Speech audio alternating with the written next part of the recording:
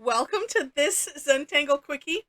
My name is Heather Hartwick Gladden. I'm a certified Zentangle teacher. And today we're going to take a look at the Tangle Go Home, Cubine! You're Drunk by CZT Marie Browning.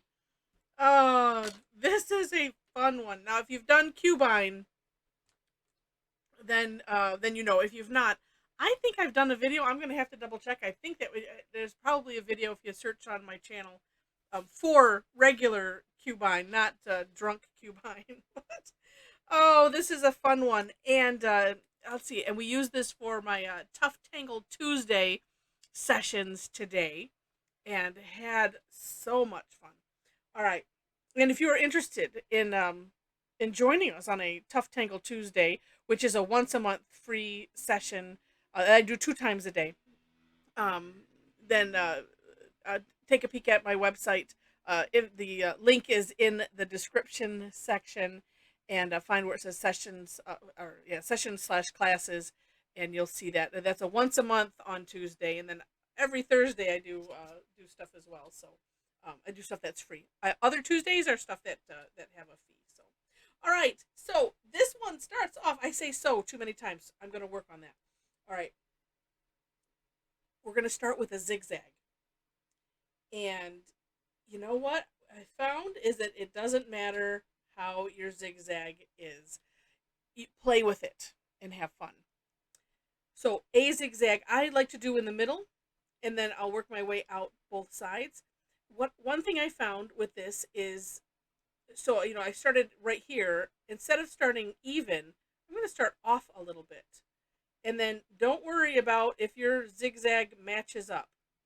Don't worry about that at all. And I'm going to flip my tile. And let's see, let's do this one down low too. And even if they're even, what's neat about this, and we'll see as as it's coming to fruition here, is that it ends up looking wonkier and wonkier as you go. And that is just, like I said, is rather neat. And actually, I'm thinking I'm going to raise this one up. We'll take that one up a little bit. Okay. And that's also the fun, is you can adjust as you go. So once you have your zigzags however you want them, then we're going to connect the points. And I'm just going to start in the middle because that's what I want to do. And so from point to point.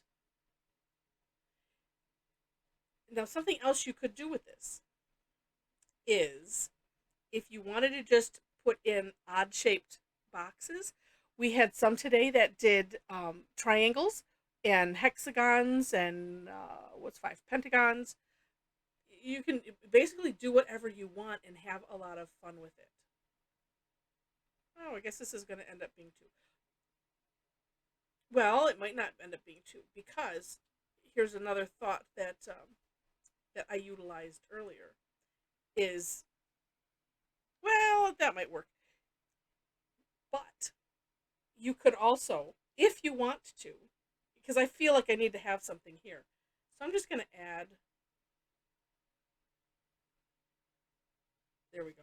I'm just going to add to this side. Oh, and well, and I'll decide if I want to make that a triangle or not. I don't know. But you can do whatever you want. All right, once you have this and you're all set, then we're going to aura the centers. So of each space, and this too, you can play with and have a lot of fun. And let me put a plug in for my own blog while I'm at it. So I try to stay up on it, and I do have a backlog of these sessions that we do, and my intention is always to put out the replays, within a few days or a week of doing the sessions. But sometimes that doesn't always happen. Real life gets in the way. But if you subscribe to my blog, so if you go to my website, and then on the kind of close to underneath the menu on the right hand side, it should say follow me or follow this blog or something like that. And then when I post the recap, you'll be able to see what everybody else did, which is, it was so amazing, the neat ideas that people did. And then I also put links to the replays of the classes as well as this quickie, all and links to the step outs all in one handy dandy post. All right, so okay, I think I kind of like that one just off by itself, and maybe I'll add another one over here. The neat thing about this is you could add after you're all done with all of the steps, because it's not something like where some tangles the steps are kind of intertwined and you can't add on afterwards, but this is kind of fun where you can. All right, next step is pick a corner, and we found out today that it does not matter which corner, and the way you're seeing it, I'm doing it sideways. I'm picking the which way. No, this is going to be up. So in the so inside the boxes that we just made, inside that ORAD section, I'm just let me do it this way so you can see. So I'm doing the lower left corner of the boxes, honestly, and like I said, it doesn't matter. If you want to change it up and have fun, you can. But so we're gonna do this little cutout. Now you can play with the size of this, and we saw some really amazing things because everybody had a different idea on how they wanted to do this, and so some people did really large ones, and some didn't. Something else with this is it doesn't have to be like this one, which I did that on purpose. It doesn't have to aura whatever the shape is. When we do regular Cubine, that's what we do is we, kind of, it's very structured, we'll say. Because we're looking for this neat kind of 3D optical illusion to create that. But this one, it doesn't matter. So you could add some extra character to your tangle, to your drunk Cubine. Actually, and we were talking about it earlier, so I think this one maybe came out before, because I'm not sure when it did, but maybe before we started calling things, crazy this, crazy that. So like we have crazy Huggins, and where things are just wonky on purpose, and it's just so much fun. All right, now I could have switched to my graphic one, but I have not, and I only have 3 more to do.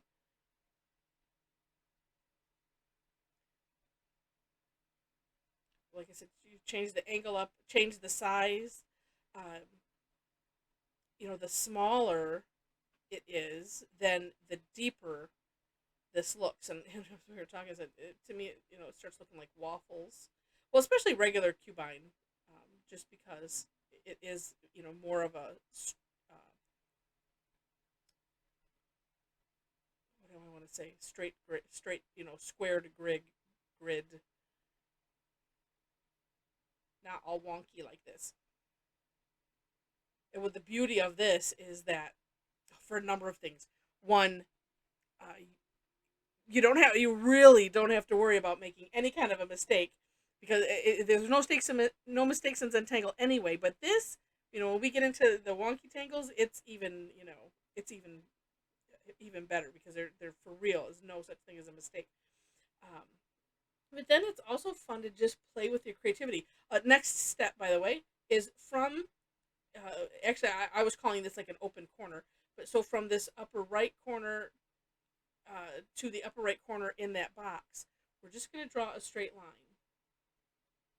And so, some of your lines are going to be a little different, like that one is for me. Although, before you can course correct on these, and actually you could afterwards too. So if I wanted to say straighten this side out a little bit, I could, because it's filled in. So I can just continue to fill in and adjust the sizes if I wanted to. Okay, there we go. And you can see how even just that creates the illusion of, these are all, deep boxes, or like I said, waffles. All right, next step is where I'm just going to use the graphite, and I'm just scribbling a little bit because I'm going to smooth it all out with the tortillon. And what I like to do is, so I have, looking at it this way, it's kind of like you have the filled in, and then, so this is like dark, medium, and then light, or whatever your natural tile color is. We also played with this, and I'll show you the sample, where you can use lines, just little straight lines, to add shading. It's kind of like, what do they call it? Hash marks. I always want to say hashtag because that's the thing, right? All right, so now I'm just blending, smoothing this out. I really should use, there we go, this is a little smaller, because I don't want any of it leaking over into any of the other sides.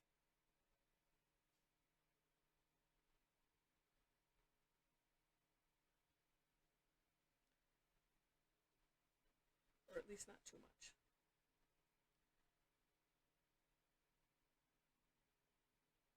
All right. And there we have it. And you can see how adding the gray section, it really adds to that depth. And so depending on how you have constructed your zigzags and your boxes, or whether it's a different shape, it's going to create that dimension. Now you have to play with it a little bit if you do something that has more than 4 sides or less than.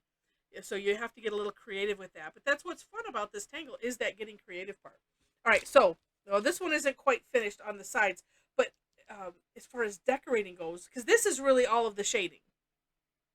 But, and like I said, I haven't finished this one, and part of me wishes I had done maybe 2 colors, because it's hard to see the differences. The little brown in between, you can kind of see. Maybe I'll go back with white over it or something, I don't know, or gray, kind of something, so that way you can see the boxes. But this, I filled in the edges, the orange part, and then left the little shine there. Like I said, this is in the works.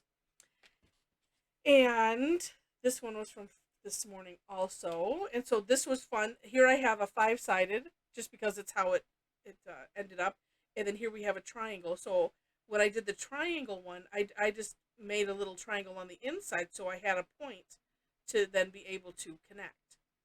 So again, it's just up to your creativity. This one I did 2, and then I attempted. I did thicker lines here and thinner lines here. This is what I was talking about, just adding lines in for shading instead of using the graphite. So that's something that you can do, or just using different colors.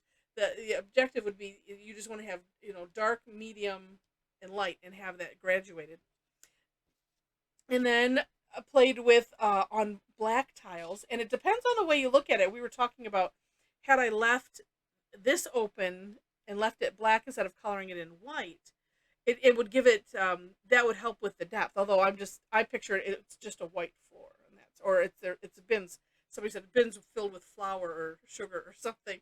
But same idea. It would be, although it was kind of backwards. So I have the tile color, and then a medium, and then filled in. So it works either way. And this, I added some little fancy fescues. And this I used I put some dots in the on the outside of those orange sections, because I thought that somebody else had done it earlier on one of the sessions, and I thought, oh, that looks really neat. I was trying to think of something to do in those rails. And then also, and I don't know, say check back if I can get it done before I post this. I'm not sure, but you can always check back.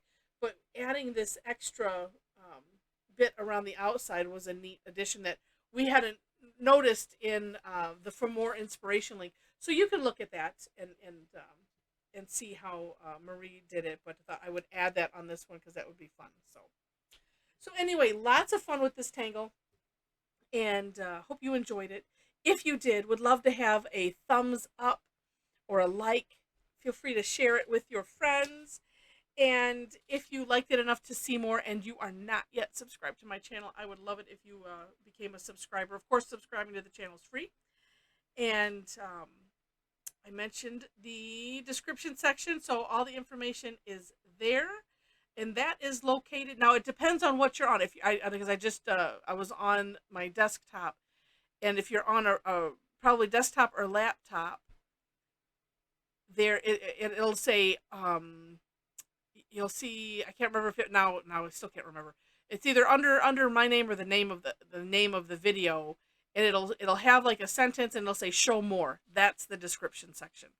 On on an app like on your phone or something, there's just a little down arrow or a little V on the opposite side of where you see the title of the video. So just press that, and that'll take you to the description section with all the links and everything. All right. So with that, thanks so much for watching, and I wish you happy tangling.